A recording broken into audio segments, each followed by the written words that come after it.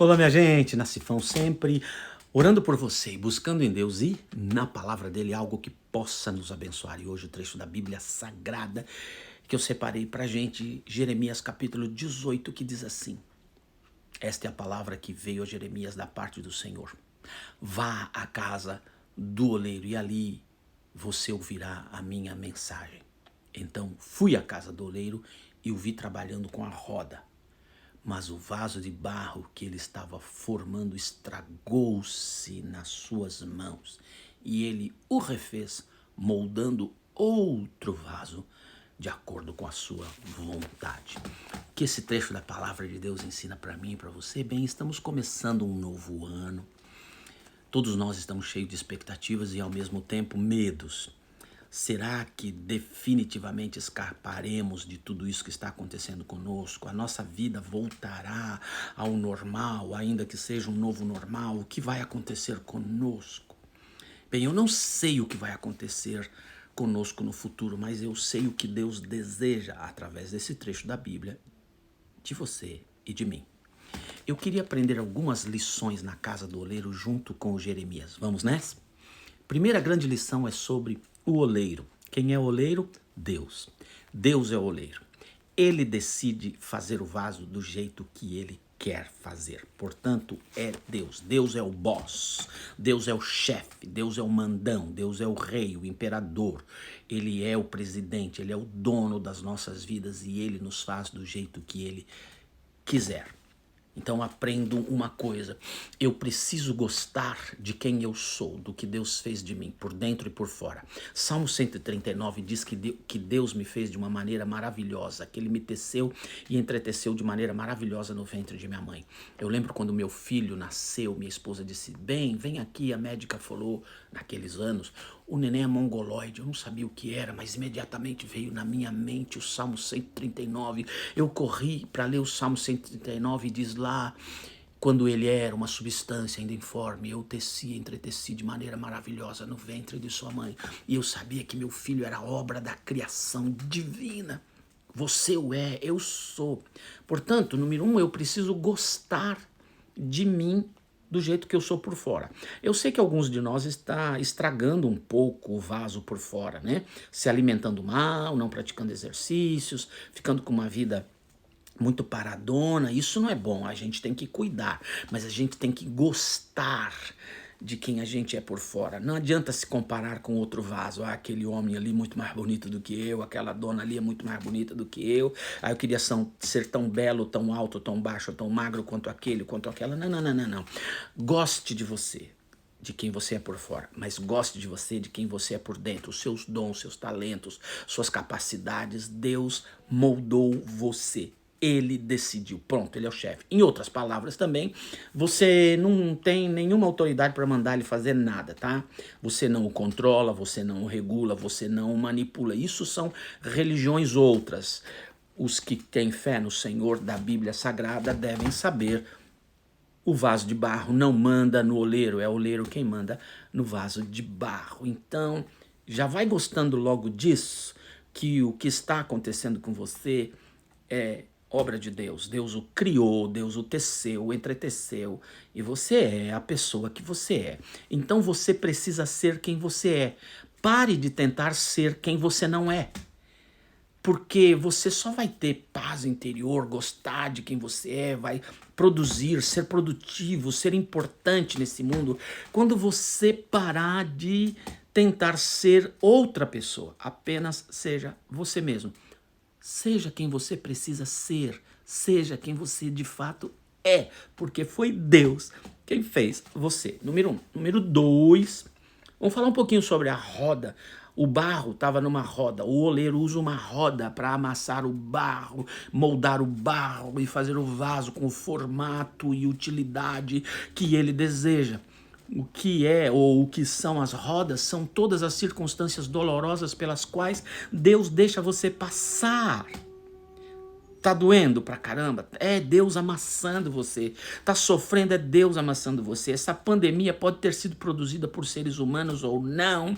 É Deus amassando a humanidade. Deus vai te amassar ainda mais, vai modelar você. As rodas são todas as coisas, circunstâncias e pessoas que Deus usa para moldar você. Portanto, pare de ficar com raiva dos outros. A nossa luta não é contra carne e sangue, mas sim contra principados e potestades. Pare de ficar sendo um poço, um depósito de amargura, de rancor, de ódio por causa do que as pessoas fizeram para você. Elas acertarão contas com Deus. Pense nisso. Todas as pessoas que vieram contra você como instrumentos da roda que te amassa e te molda para formar em você o caráter de Deus. Rodas, pessoas, circunstâncias e pessoas, anjos, espíritos e até demônios, que Deus pode usar para moldar, modelar e fazer o vaso que Ele deseja fazer de você. Vamos falar um pouquinho sobre o barro. Barro, o que é barro? Barro é barro. Barro, em primeiro lugar, não tem dignidade nenhuma. Você sabe o que é barro? Você já se viu como barro? Você tem que se ver como barro. Você é barro. Você é barro. Você veio do pó, molhar o pó, virou barro. Você não passa de ser barro. Barro não é digno de nada. Você não tem direitos a nada. Essa cadeira aí não é sua, esse carro não é teu, essa casa não é sua, essa roupa não é sua. Tudo pertence ao Senhor, nada a você. Você não é digno de nada. Para de reclamar, para de ser egoísta, para de ser dono de todas as coisas. Não, não, não. As coisas que você tem são de Deus para você cuidar muito bem delas, isso sim. Mas você não é digno de nada, você não é digno de nada. Você tem o que tem porque Deus decidiu dar, é graça dele. Porque você não tem dignidade, Deus não é obrigado a abençoar. A sua indignidade desobriga Deus de abençoar você. Se tocou ou não? Deus te abençoa porque Ele te ama, Ele decidiu, é graça dele.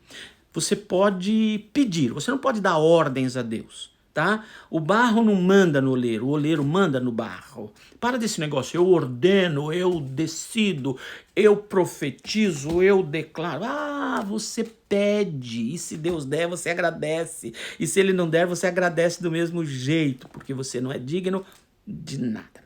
Segundo lugar, você não tem autoridade para decidir quem você é e nem para que você serve e nem onde você serve e nem por quanto tempo você serve. Se tocou ou não? Então vamos repetir. Você não tem direito de falar para ele como você quer ser. Você é quem ele decidiu você ser. Você nasceu desta família, nessa cultura, com esses traços dos seus ancestrais raciais e culturais. Deus moldou você. Vou falar um pouco de mim. O meu pai é filho de sírio. Meu avô veio da Síria, 1920 mais ou menos, para morar no Rio de Janeiro. Vovô veio para ver como era o Rio de Janeiro, gostou do Rio de Janeiro, voltou, se casou com a noiva dele que ele tinha deixado na Síria, ambos vieram para o Brasil, e no Brasil, no Rio de Janeiro, ele teve seus 4 filhos, 3 homens e uma mulher, entre eles o papai. O papai cresceu no Rio de Janeiro com toda a malandragem que podia ter na vida de um garoto solto e rebelde como foi papai. Muito bem, papai casou com mamãe. Mamãe é filha de ciganos com judeus. A mamãe de minha mãe, minha avó, veio pequenininha da Itália. Ela era descendente de judeus refugiados na Europa que mudaram os seus nomes para mineral, animal, vegetal, para escapar da perseguição nazista. E finalmente a família dela a trouxe com 2 ou 3 aninhos de idade num navio da Itália para o Brasil. Então, vovó, sangue judaico, papai, vovô, por lado de papai, sangue árabe. Estes 2 genes, árabes e judeus, foram se encontrar dentro da minha cabeça. Eu sou quem eu sou por uma ação de Deus. Eu não posso dizer, Deus, por que você me fez assim? Por que você me deu esse nome? Por que você me deu esse nariz, essa cara? Eu não tenho autoridade nenhuma sobre isso. É Deus quem decidiu e Ele sabe o que faz. Nem sempre eu gosto, mas é Ele quem decide. Você não tem direito de dizer como Deus tem que te fazer. Segundo, você não tem direito de dizer para Deus como você é útil, ou seja, quais dons, talentos que Deus te deu. Deus te deu esses dons, esses talentos e essa inteligência a você. Ele não deu para mim a inteligência do Einstein, ele não deu para mim a capacidade de entender a alma humana como Freud, ele não deu para mim a capacidade, inventividade de Tesla. Ele me fez nascifão e eu tenho que aprimorar o máximo que eu puder, o que depender de mim, para eu ser da melhor maneira o mais útil possível para Deus com o que ele deu dentro de mim. E eu não tenho autoridade para dizer que a minha utilidade deve ser outra, senão o que eu fui durante a minha vida e o que eu quero ser, permanecer sendo até o final da minha vida, é o que ele deseja de mim. Terceiro, você também não tem direito nenhum de dizer para Deus onde é que você quer ser usado, em que país, em que cidade, em que igreja, em que corporação, em que vila, em que time de futebol, em que hospital, de maneira nenhuma. O lugar onde você vive, o lugar onde você mora, o lugar onde você tem lazer, o lugar onde você passeia, todos esses lugares aí, foi Deus quem estabeleceu para você estar aí. Não foram seus pais que mudaram, não foram os meus avós que vieram da Itália ou da Síria, foi Deus quem determinou a mudança deles para que eu nascesse na cidade de São Paulo há 66 anos atrás e viesse a ser quem eu sou. Deus decide o lugar.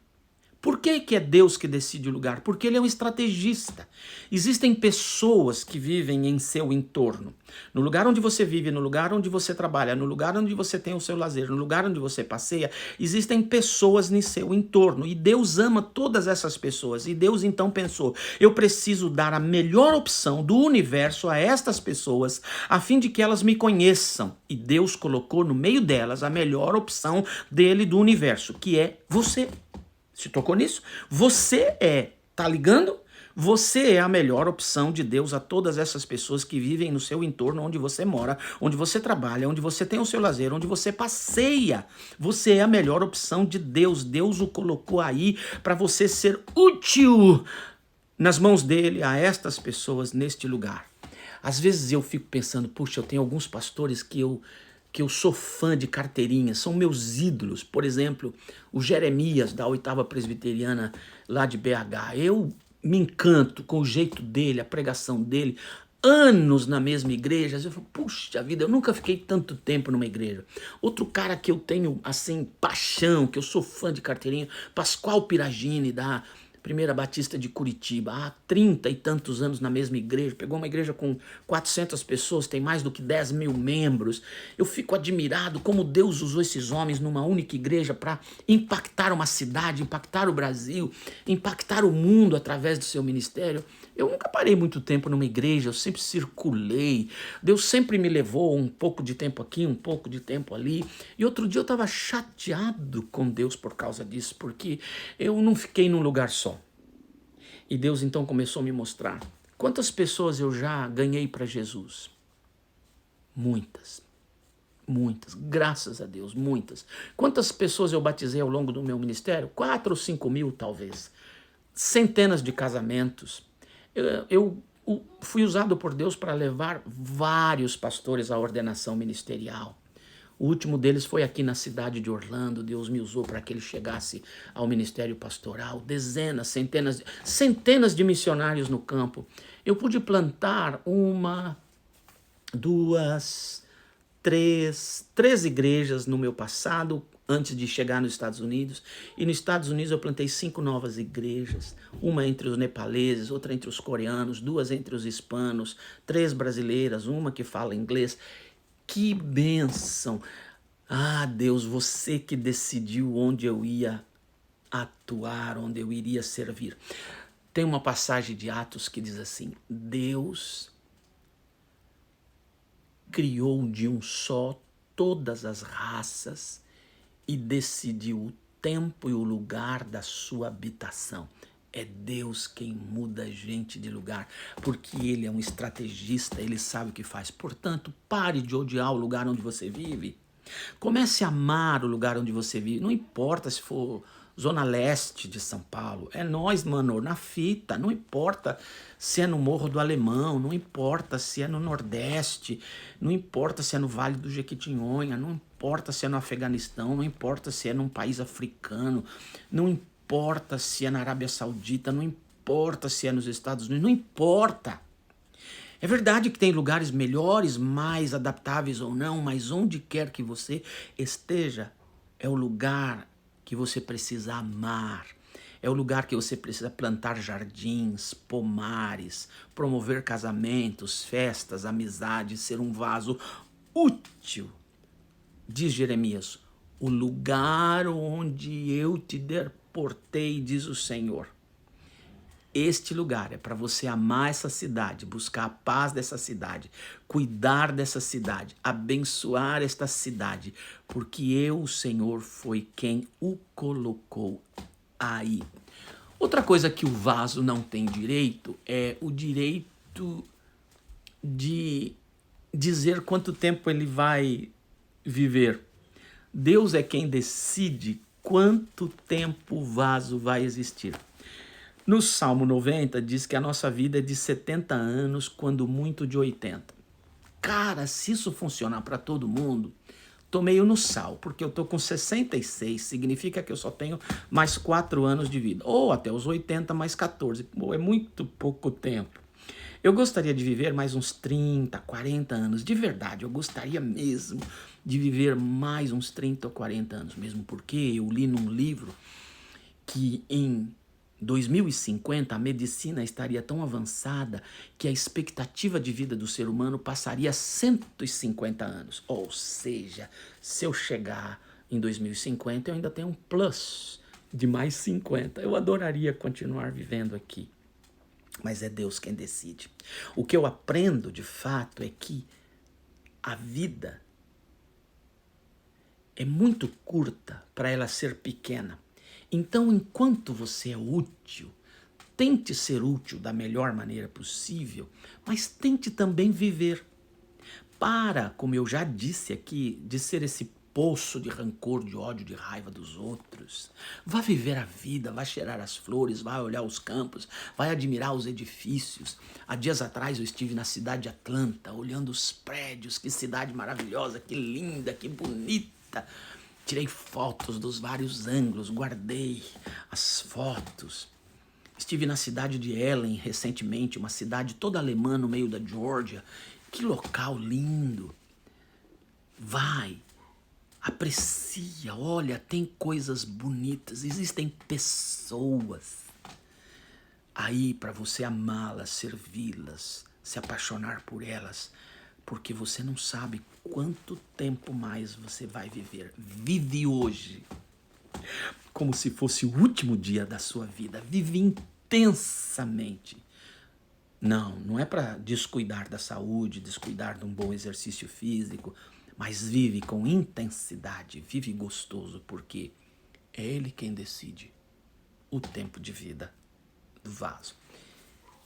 E a outra coisa que eu aprendo é que o vaso sempre é um vaso reutilizável. Quando Jeremias disse que o barro se estragou, o vaso se estragou, ele se estragou. Não foi o oleiro que estragou. O barro se estragou, o vaso se estragou. O oleiro amassou de novo e refez o vaso. Sabe o que isso ensina para mim e para você? Você não é descartável. Não é por causa de todas as impurezas que você tem na sua vida que Deus vai jogar você fora. As pessoas jogam a gente fora, mas Deus não. Pega uma nota de $100. Novinha, pega. Amassa, amassa. Depois joga na lama. Tira aquela nota amassada e lameada. Eu pergunto para você, quanto vale aquela nota? $100. É só lavar. Assim é você. Você não perde o seu valor aos olhos de Deus. Você é moldável, maleável. Deus vai te amassar. Tá doendo pra caramba a sua vida, né? Parece que esse sofrimento não passa, né? Porque Deus está moldando você. Porque Ele não abre mão de você. Você é reciclável nas mãos do Senhor. Só há um jeito de você ser destruído. Capítulo 19 do Jeremias. Deus quebra o vaso. Quando Deus quebra o vaso? Quando ele decide ser idólatra, ou seja, não amar o Senhor, mas amar outros deuses, ou quando ele decide ser rebelde, quando ele não aceita nem a forma exterior, nem o conteúdo interior, quando ele não aceita o local em que ele vai servir, quando ele não aceita que ele existe só para servir. A razão de ser de um vaso é servir. Quando ele não aceita o tempo em que Deus decidiu para ele. Quando você se torna rebelde, então é capaz que Deus quebre. E quando ele quebra, é para jogar fora. Jeremias, vai na casa do oleiro e aprende o que eu quero te ensinar. O oleiro é Deus. Ele manda. A roda, pessoas, coisas e circunstâncias que ele usa para moldar a gente. Não fique com raiva de pessoas. Elas só são instrumentos de Deus para modelar você. Barro não é digno de nada. Não pode obrigar a Deus a fazer nada. Não tem direito de nada. Barro vai ser transformado num vaso do jeito que Deus quiser. Sua forma exterior e interior é obra dele. Aceite. Vai ser colocado no lugar que o oleiro desejar. Vá, seja bênção, seja onde for que Deus o colocou. Sirva. A razão de existir do vaso é servir. No Corpo de Bombeiros de São Paulo está escrito: quem não vive para servir, não serve para viver. Aceite quem você é, o que você é. Aprende a gostar do que Deus tem feito com você e permita ser usado por Ele, enquanto a gente ainda existir. E não se esqueça, você é muito amado, muito amada. Amém? Amém e amém.